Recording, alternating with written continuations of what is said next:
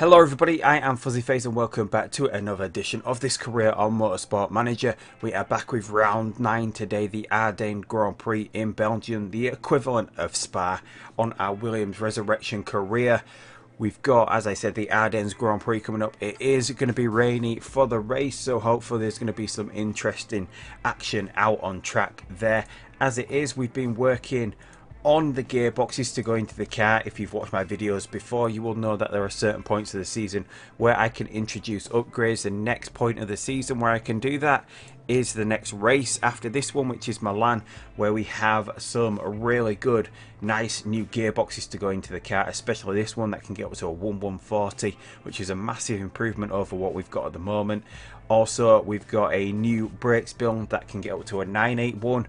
That's a massive improvement over what we've got already as well. So we've got some big sort of improvements coming from Milan. Whether they're going to improve the car or not by a massive amount, they are quite big steps forward in what we're doing at the moment. But obviously our gearbox is now over and above average. The brakes build at the moment is below average, so hopefully both of those are going to be above average when we get to it. We are slightly falling behind in engine production.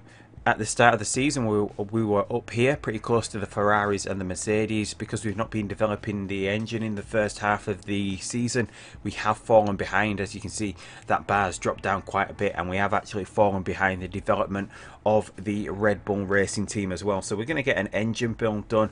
This one's going to be done in time to introduce to the car. I want to get another one done. That won't be done in time, I don't think, and I don't think I'm going to get this one reliable enough. But I do have to put it into the car for Milan. Otherwise, I would have to wait until 4 races after that to the Phoenix Grand Prix, the American Grand Prix, to introduce it. So I'm going to have to introduce it there, even if it's not reliable enough. So one of the cars, either Ocon or Sergey, is going to be going with an engine that might not make it to the end of the race. But obviously, that will then benefit the team going forward from there, because we will have it for the races after Milan as well, where it is reliable enough. As regards to the HQ, we're still building the brakes R&D facility, the handling development centre. Last race in Munich, we had a pretty good race. Ocon on the podium again. He finished 4th in the race, but Danny Rick got demoted for using risky parts. Sergei Sorokin had a really good race himself, finishing in 7th place. But yeah, we've just got the Ardennes Grand Prix coming up today. It's going to be rainy in the race. Whether it's going to be rainy all the race or not. Oh, and we've got a little discrepancy between the cars here. Probably due to what we've been doing, upgrading the performance of the car in the garage. So we're just going to have to even up these cars a little bit. So Sergey is not as happy. So we'll try give Sergey the better front wing. Right, so I've given Sergey the better engine. That brings both their happiness more in line with each other. As per my own rules as well, I can't just give all the best parts to one car. I do have to keep them both as happy as possible. Keep the cars as equal as I can. Just so there's no unfair advantages, and we don't have one overpowered car and one car finishing right down the back of the grid. But anyway, we're going to get into practice now, which is obviously, if you've seen this before, run off camera. But we'll be back in a second to go over qualifying. So here we go with our first qualifying laps of this session. Esteban Ocon and Lance Stroll, who did practice in place of Sergei Sorokin, both look pretty quick. Whether that translates into qualifying pace is another question here, but Sorokin is off on his flying lap, his first one here. Esteban Ocon, meanwhile, perfect on both counts regards to brake and tyre temperatures.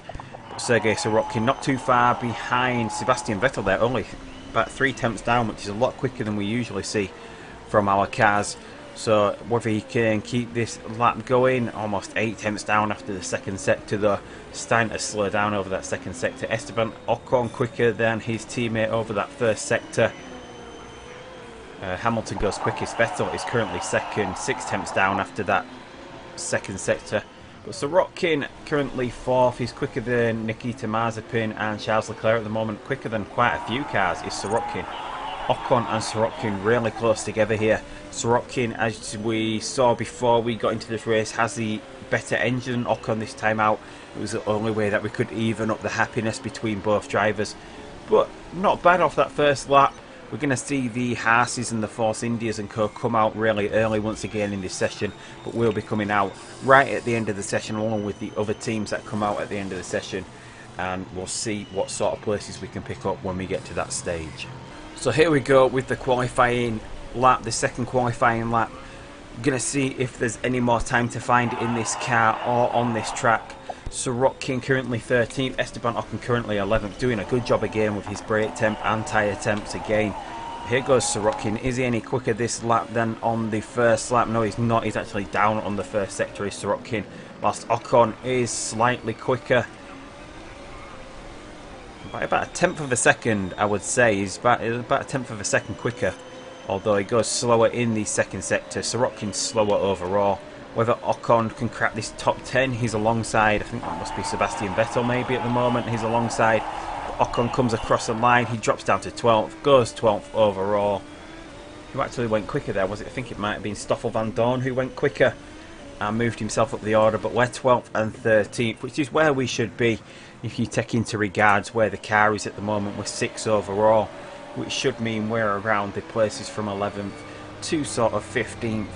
So here we go with the qualifying grid for the 2019 Belgian Grand Prix. As usual, Vettel and Hamilton on the front row of the grid.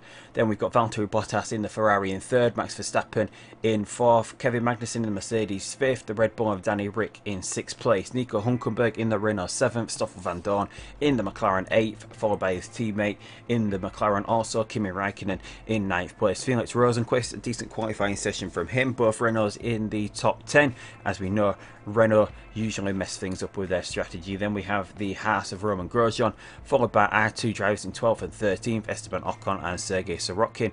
Marcus Ericsson improved for once in the Alfa Romeo Sauber, 14th. He's usually on the back row of the grid. Sergio Perez in the Force India 15th.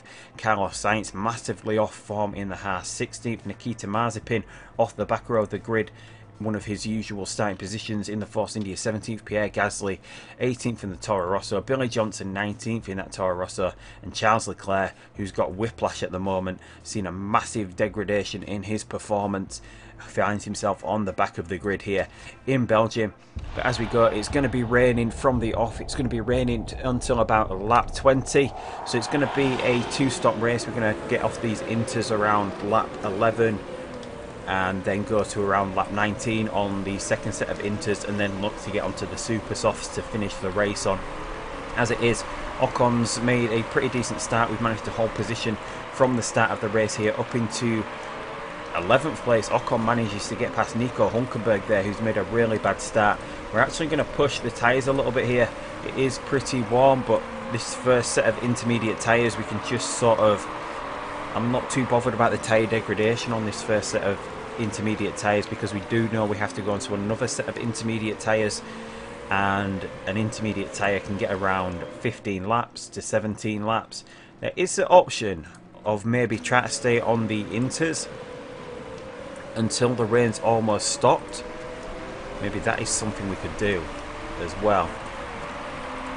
Try and go from what we thought would be a two-stop race and make this a one-stop race. That would mean that we're getting off the inters a little bit earlier than we thought we would be, and maybe going on to a medium or a soft, well, a soft tyre it would be from that point forward. So would we be able to hold on to that point just by doing this and try and save ourselves some time? Should we go for the one stop? Would that be more beneficial? Should we push Sorokin? Should we split the strategies between the two cars? Yeah, I think we'll split the strategy. We'll go along with Sorokin, because that might be his best chance of scoring points, although he's in a pretty good position at the moment. He's just going to hold on to these tyres, whereas Ocon, we're going to go and revert to the two-stop strategy that we were going to start the race on. So Ocon's going to get pushing here a little bit in the early going. Try and he's going to wedge through these tyres pretty quickly.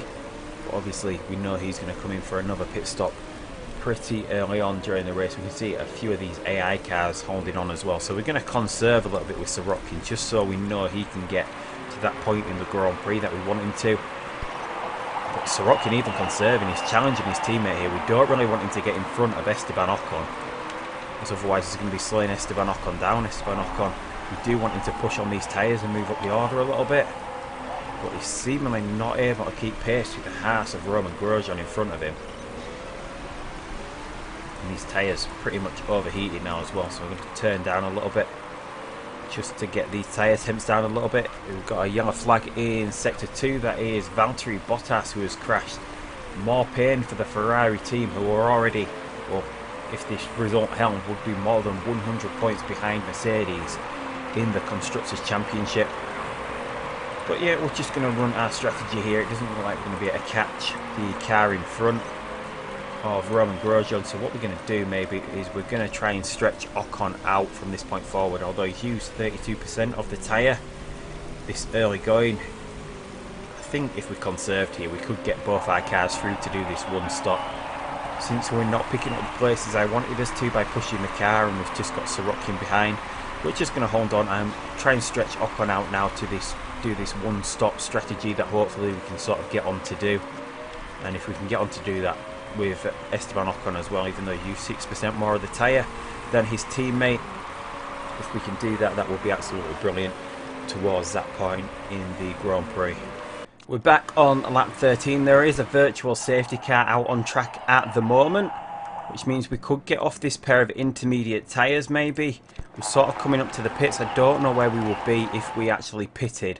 Should we take a risk with one of the cars and get them in for the Inters? We've seen Kevin Magnussen come into the pits in the Mercedes.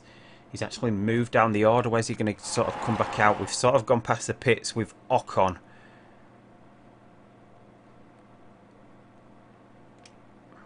Would it be worth it to risk it with Sorokin? Because we've just sort of been holding position for a very long time. So we're going to risk it with Sorokin. Get him into the pits onto a fresh Inter. Oh, and there was a mistake with the tyres. Just what we didn't need. It's moved Sorokin right down the order, yeah. Where would he have been without that? It's sort of put him right back down here. So a little bit of a risk, but we can get him pushing again now. It didn't work out for us. But he gets onto a fresh pair of intermediate tyres. He's got a lot of traffic in front of him though. But he is on fresh tyres now. Whether he can actually move through this order or not. We're seeing other cars come in for intermediate tyres as well. So it's going to work out for Ocon here in that he's stretching these Inters out to do this one-stop strategy. His tyres are pretty cool though, but it's not too bad. Magnussen didn't seem to drop too much there, and Sergei Sorokin is moving himself back up the order now, so it's affected him a little bit, but there's a few more laps to go on these intermediate tyres as well, and a lot of these people down here are starting to lose grip on these intermediate tyres. We've got a lot of cars coming into the pits for another set of intermediate tyres. I think this Inter can go to 10% before you start losing performance. So we're just going to hold back with Ocon. We're going to stretch him out as far as we can. It's not worth getting into that intermediate tyre now. As we see, Sorokin's right on the back of him here. 5 seconds behind. What's Ocon's lap times? Like 1:35.8. There's not that much difference between them at the moment. But if we pitted Ocon now, where would he actually come out of the pits in? He would be all the way out into 15th place from 6th, so it's better just to hold him on here because everyone does have to make another pit stop to get onto a dry tyre. So Sorokin, as it is, has moved himself back up the order. This pit stop has actually worked out for him. I didn't think it was going to work out for him that well, but he's managed to get into the pits, and we see Max Verstappen get in for that soft tyre. We're just going to hold the Ocon on as long as we can, because coming out on the on a dry compound tyre is going to wreck the race from this point forward. As we see a lot of these cars now out onto soft tyres, so this has worked out pretty well for Sorokin, getting that pit stop out of the way pretty early. Are we starting to see Esteban Ocon slow down? We are, so we're going to get him pushing into the pits, and he's going to come out on this soft tyre to finish the race on. He's going to lose too much time, although he's not really losing that much time compared to what the other cars are doing at the moment maybe. Max Verstappen after that first second is 6 seconds down on what he was doing on the Inters for being out on the track. No, we're going to hold on here with Ocon.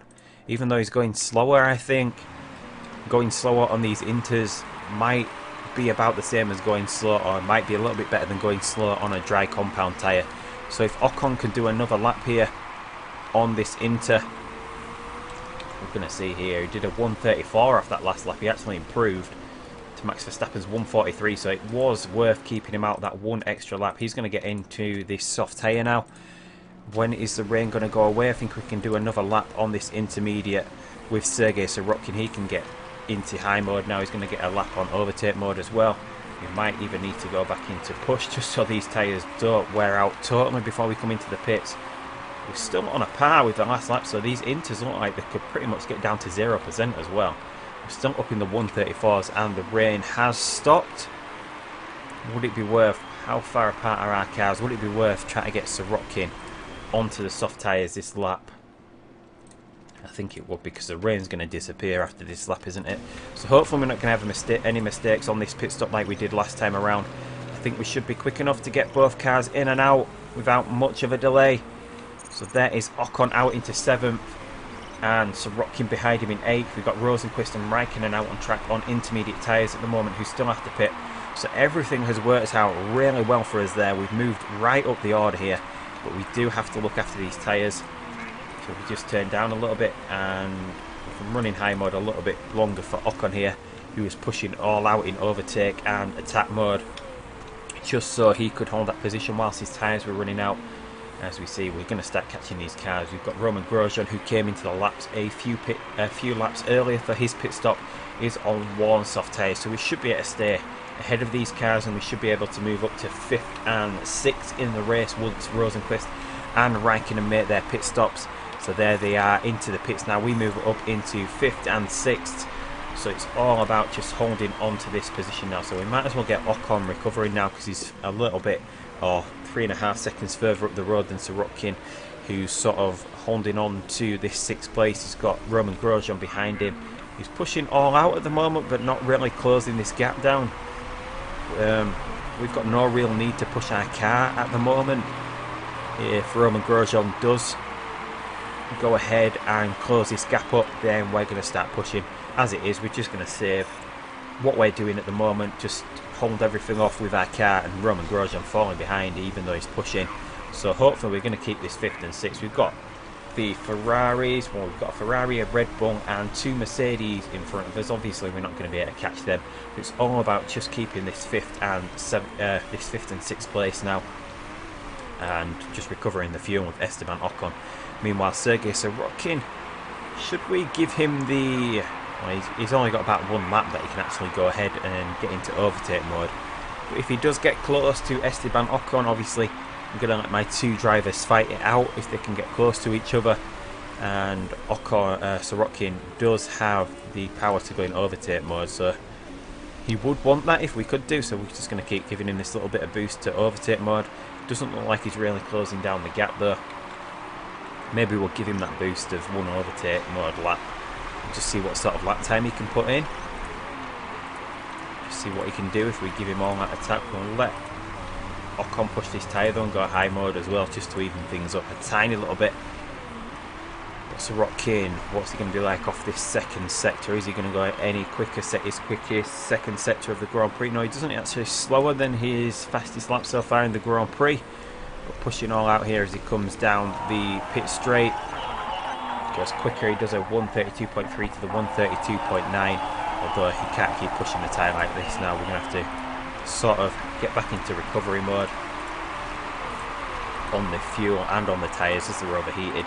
We're now 5 seconds ahead of Roman Grosjean, so 5th and 6th look pretty much in the bank here, so we'll just speed things up a little bit towards the end of the Grand Prix. There's nothing really either driver can do, although no, Sorokin slowed down a little bit. And Roman Grosjean has closed the gap by 1.2 seconds, but I don't think he's going to be able to do that. He's gone back into low mode now. These tyres are cooled down, so we can get this back into neutral. And looks like we've got a little bit of room to push in high mode for the last couple of laps of this Grand Prix.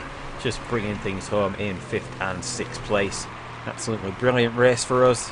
Stretching it out to the 1-stop sort of worked for Esteban Ocon. Sorokin managed to get into the pits for that intermediate whilst the virtual safety car was out.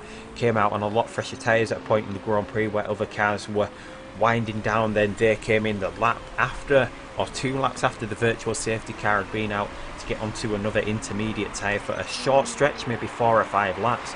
didn't really work out for them, as we can see. A couple of cars like Ericsson and Johnson only did 2 or 3 laps on that second set of intermediate tyres. Rosenqvist and Van Dorn 5 and 4. Sorokin did 5, but he had the benefit of coming in under the virtual safety car, so things worked out swimmingly for him. He's actually fallen behind his teammate a little bit now as things have sort of evened up between the cars. He's fallen down to 4 seconds behind. He's 5/10, half a second slower.